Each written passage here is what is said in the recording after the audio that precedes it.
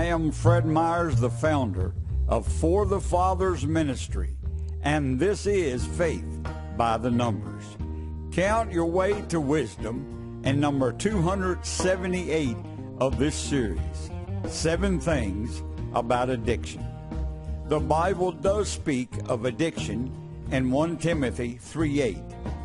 Deacons likewise must be dignified, not double-tongued, not addicted to much wine, not greedy for dishonest gain. The word addiction is similar to the word serve. To serve means to devote part of one's life or efforts to something you desire. It suggests devotion of thought and effort to a thing. The definition offers you your first insight into addiction. The thought led to an act. The act led to a habit. You were devoted to the habit, and the habit led to a character. And your character has been your destiny, and your destiny is destruction. Romans 1:24.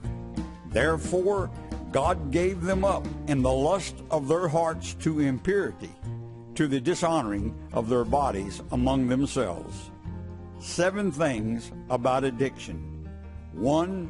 Addiction indicates you have become entirely dominated by an influence other than God, and you are seen as being the legal property of another, Satan. 2. Addiction is a wanton craving. 3. Addiction is a strong craving. 4. Addiction is desiring evil. 5. Addiction comes with a wasting disease sent from God. 6. Addiction demonstrates that in your heart you are putting God to the test. 7. The Bible says, do not put God to the test. For many were destroyed in the Old Testament for putting God to the test. And Paul says that these acts of destruction in the Old Testament are for our example. The answer to addiction is to devote the same amount of time of thoughts and deeds for God and His Word that you once devoted to addiction. The Bible says to resist the devil and he will flee. Turn to God and the devil will flee. Stay with God so the devil will not return. I am Fred Myers, and this is Faith by the Numbers.